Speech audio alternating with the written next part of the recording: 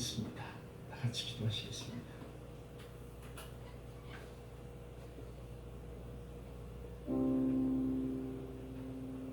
주님, 오늘 또 맑고 밝은 하루를 허락하심을 진심으로 감사드립니다.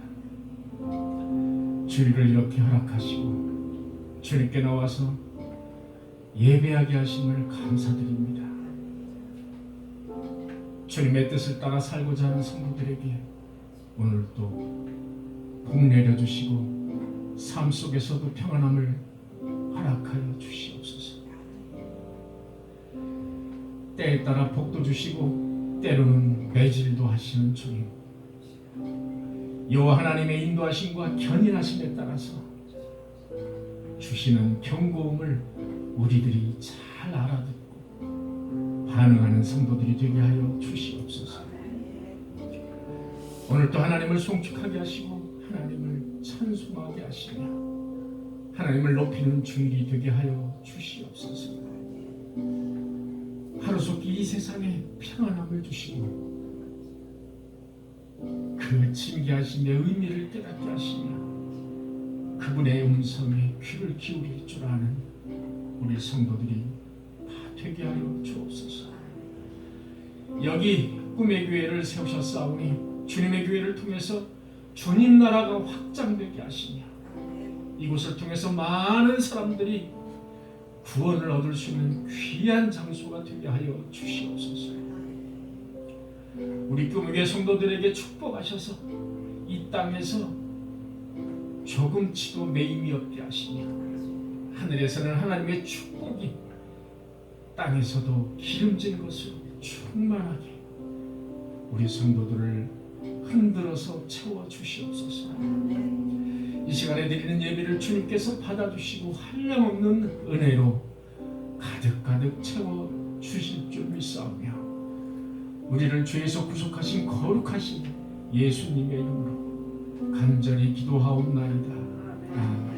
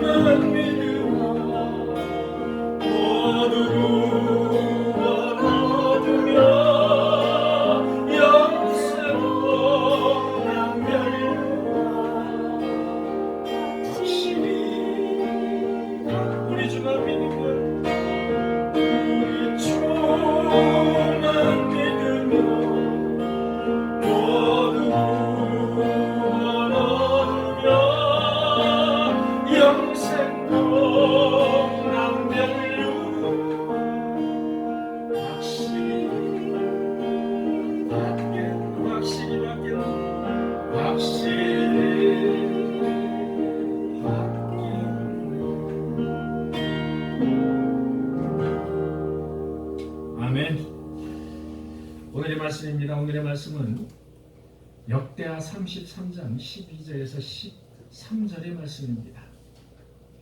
역대하 33장 12절에서 13절의 말씀 제가 봉독하도록 하겠습니다. 그가 환난을 당하여 그 하나님 여호와께 간구하고 하나님 앞에 크게 겸손하여 기도하였으므로 하나님이 그의 기도를 받으시며 그의 간구를 들으시사 그가 예루살렘에 돌아와서 다시 왕위에 앉게 하시매 므낫세가 그제서야 여호와께서 하나님이신 줄 알았더라. 아멘. 여러분과 함께 오늘 말씀을 나눌 그 말씀의 제목을 10데시벨의 경고음이라 이렇게 제가 말씀 제목을 잡아봤습니다. 10데시벨의 경고음이라. 여러분, 우리는 지금 히스기야 왕과 그 자손들에 대해서 쭉 하나님의 말씀을 나누고 있는데요. 역시 오늘은 므낫세 왕, 히스기야 왕의 아들 12살의 왕이 된 므낫세 왕에 대해서 여러분과 함께 말씀을 나누고자 합니다.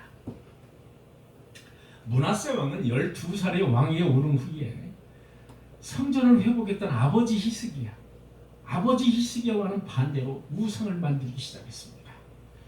성전 안에 우상을 만들고 아세라 목상을 만들고 점을 치고 사슬과 그 요술 이런 것을 믿었습니다. 그리고 신접한 자와 박수무당을 끌어들였습니다. 하나님을 대적하는 그러한 모습을 성경을 통해서 지난 시간에 생생하게 우리는 살펴보았습니다. 열왕기하 21장 11절의 말씀을 보면 유다왕 므낫세가 이 가증한 일과 악을 행하니 그 전에 있던 아모리 사람들의 행위보다 더욱 심하였고 또 그들의 우상으로 유다를 범죄하게 하였도다. 자, 성경에는 이렇게 나와 있습니다. 이 므낫세 왕의 악행이 어느 정도였느냐? 아모리 사람들의 행위보다 더 심했다. 그리고 유다 백성들을 범죄하게 했다. 이렇게 나와 있습니다. 아주 이거는 최악의 범죄를 한 겁니다.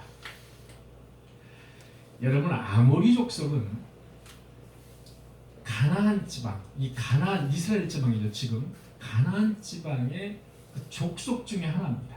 그런데 가나안의 대표적인 족속이 아모리 족속입니다. 이 아모리 족속은 여호수아가 가나안을 정복하기 위해서 이제 들어가지 않습니까? 들어가는데 결사적으로 여호수아를 대적하고 항전했던 그런 족속이었습니다. 그들이 믿는 사람이 누구였느냐? 바로 왕과 아세라 그 우상을 섬겼던 그런 민족이 바로 아모리 족속이었습니다. 성경은 므낫세 왕의 행위는 그들보다 즉 아모리 족속보다 더 심했다 이렇게 말을 하고 있는 겁니다. 열왕기하 21장 12절의 말씀을 보면 그러므로 이스라엘 하나님 여호와가 말하노니 내가 이제 예루살렘과 유다에 재앙을 내리리니 듣는 자마다 두 귀가 울리리라. 듣는 자마다 두 귀가 울리리라. 역대하 33장 10절을 보니까 여호와께서 므낫세와 그의 백성에게 이르셨으나 그들이 듣지 아니하므로. 다시 한번요. 여호와께서 므낫세 왕과 그의 백성에게 이르셨으나 그들이 듣지 아니하므로 여호와께서 아수르 왕의 군대 지휘관들이 와서 치게 하시매 그들이 므낫세를 사로잡고 쇠사슬로 결박하여 바벨론으로 끌고 가지라. 자, 여호와 하나님은 택한 그 민족과 택한 백성들이 범죄의 길로 갔을 때 그냥 두지 않으십니다. 어떻게 해서라도 바로 잡으신다는 겁니다. 여러분, 여호와 하나님은 므낫세의 악행을 그냥 보고 지나치지 않으셨습니다. 아수르 지휘관, 당시의 북방 민족의 가장 큰 민족이 아수르라는 그 민족이 있었습니다. 이 아수르의 조그마한 지방, 아수르에서 그래도 내에서는 제일 큰 하나의 그 도시, 지방 이름이 바로 바벨론이었습니다. 아수르 지휘관들로 하여금 므낫세 왕을 쇠사슬로 묶어서 바벨론으로 끌고 가고 있습니다. 바벨론으로 끌고 가고 있는 겁니다. 자, 여기에서 하나님의 택자 므낫세, 하나님이 택해 주신 므낫세에 대한 선택하심과 인도하심을 볼 수 있다는 아주 중요한 대목을 우리는 볼 수가 있는 겁니다. 여호와의 징계는 복수의 개념이 아니라 징계의 개념입니다. 유기의 개념이 아니라 선택의 개념이라는 겁니다.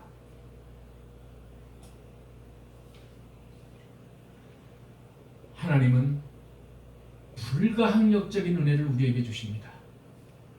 불가항력적인 은혜라는 것은 우리가 받아들이지 않고 싶어도 우리의 의지에 관계없이 은혜를 우리에게 내려주시는 것이 불가항력적인 은혜입니다.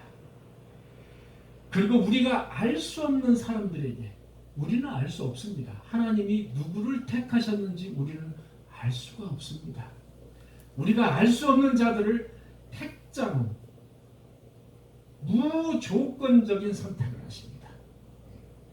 하나님께서는 우리가 알 수 없습니다. 알 수 없으나 어떤 사람을 무조건, 조건이 없는, 조건을 달지 않은 그런 무조건적인 선택을 하신다는 겁니다. 왜 이 사람만 선택하고 이 사람은 선택 안 하십니까? 하나님, 이렇게 물어볼 수 없습니다. 왜?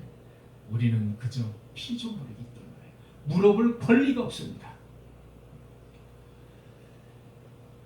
여러분, 장로교회의 주요 교리를 이루고 있는 것이 바로 칼빈의 5대 교리입니다. 5대 교리 중에 하나가 바로 무조건적인 선택, 즉 unconditional election, 무조건적인 선택입니다. 아주 중요한 그런 교리 중에 하나입니다. 칼빈의 5대 교리는 우리 인간의 전적인 타락, 그 다음에 무조건적인 선택, 그 다음에 제한 속죄, 모든 사람을 위해서 속죄를 하시는 것이 아니고 이렇게 무조건적인 선택을 한 사람을 위해서 하나님께서는 예수 그리스도는 속죄를 해주신다는 겁니다. 그 다음에 불가항력적인 은혜, 우리에게 의지와 관계없이 불가항력적인 은혜를 우리에게 주신다는 것이, 마지막으로는 성도의 견인입니다. 선택자들은 반드시 구원을 얻기 위해서 하나님께서는 가진 수단을 다 동원하신다는 겁니다. 그것이 바로 성도의 견인, 성도의 견인, perseverance, 성도의 견인.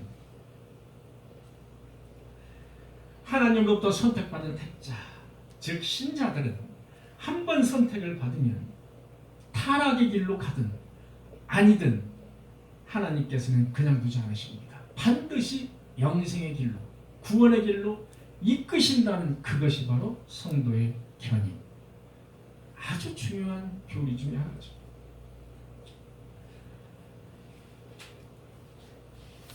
하나님께서는 택자를 반드시 견인하셔서 영생의 길로 인도하시는 것입니다. 그래서 택자들은 삶을 살다가 고난이 있거나 또는 어떠한 환난이 닥쳤을 때 하나님을 믿는데, 내가 하나님을 믿고 교회에 이렇게 열심히 나오는데 나에게 왜 이런 환난이 닥치는 거야? 하나님이 계시기나 한 건가? 하나님이 왜 나를 돌보지 않으시지? 내가 하나님을 믿는다면 나에게 이런 일이 있어서는 안 되는 거 아니야?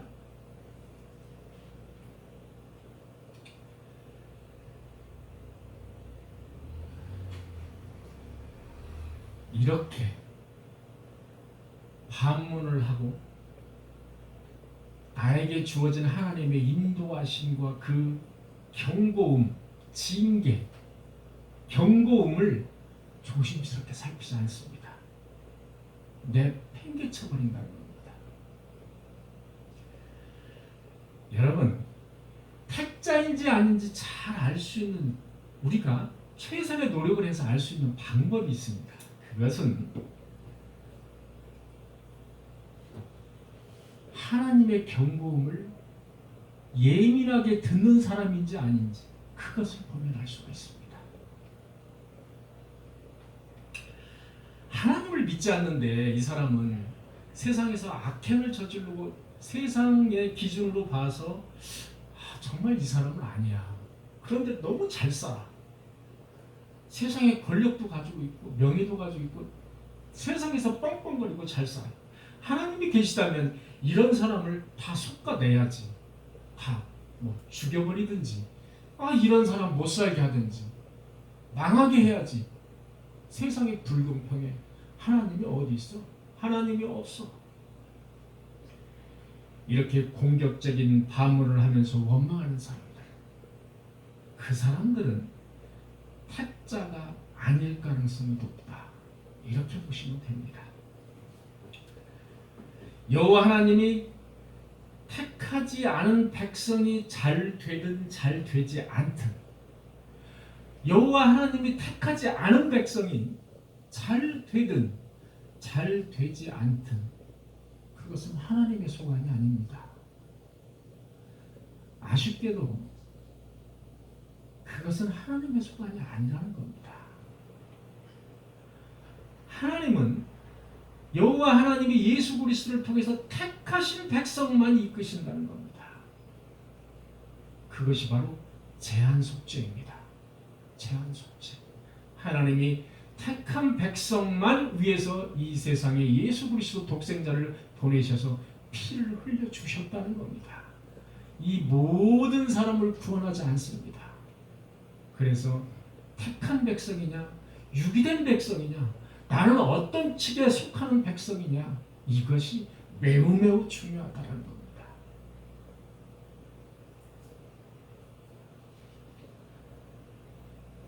이 세상에 하나님의 터치가 없는 사람들, 하나님의 견인하심이, 인도하심이 없는 사람들,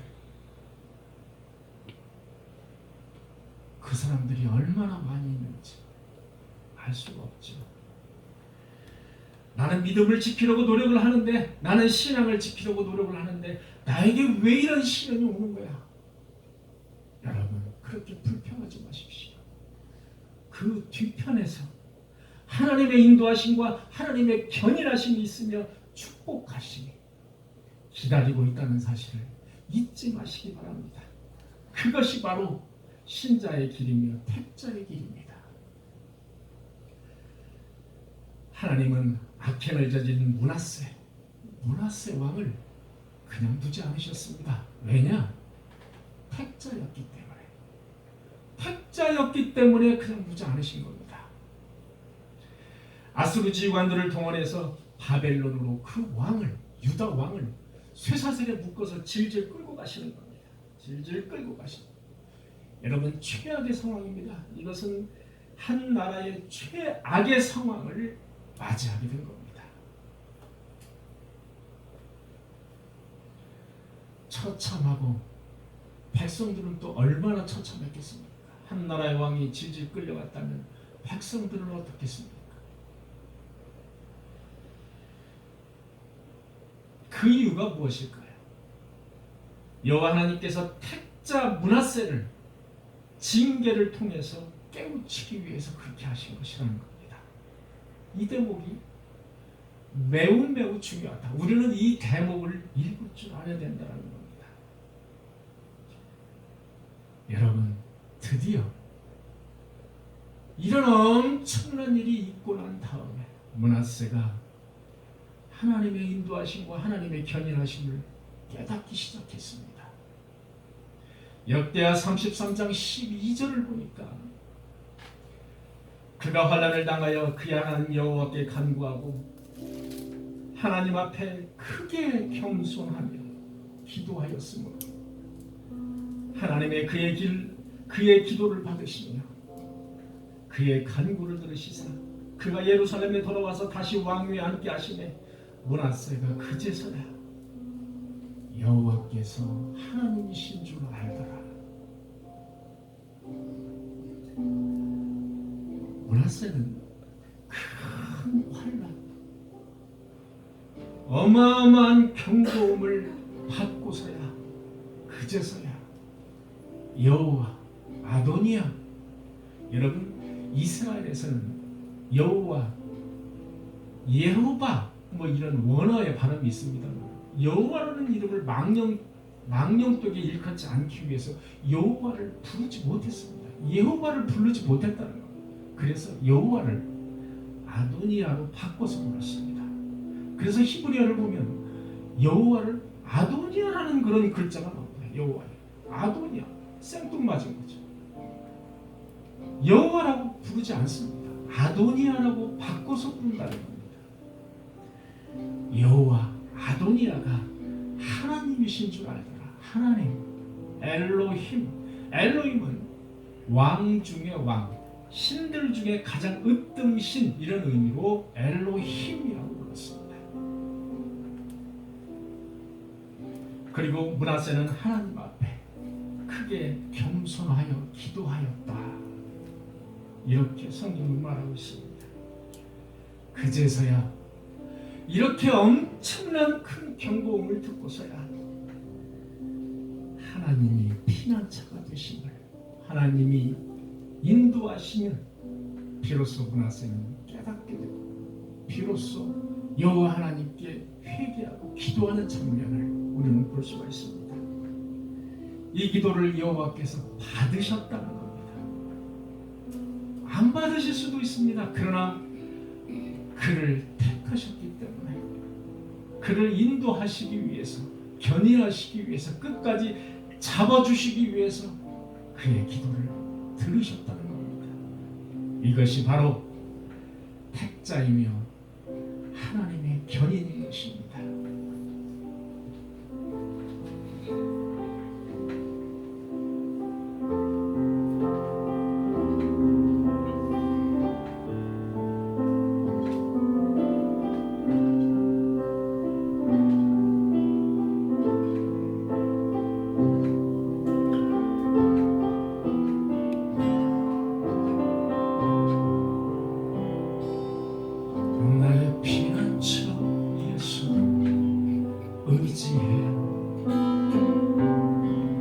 나의 피난처 예수 의지해,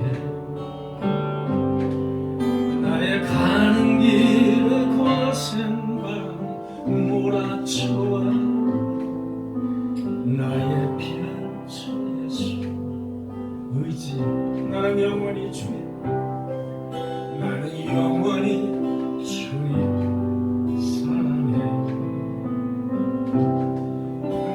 영원히 주님 사랑해. 어떤 것도 나의 사랑 끊을 수 없는, 나는 영원히 주님 사랑해. 아버지 나를 사랑하시니 나의 모든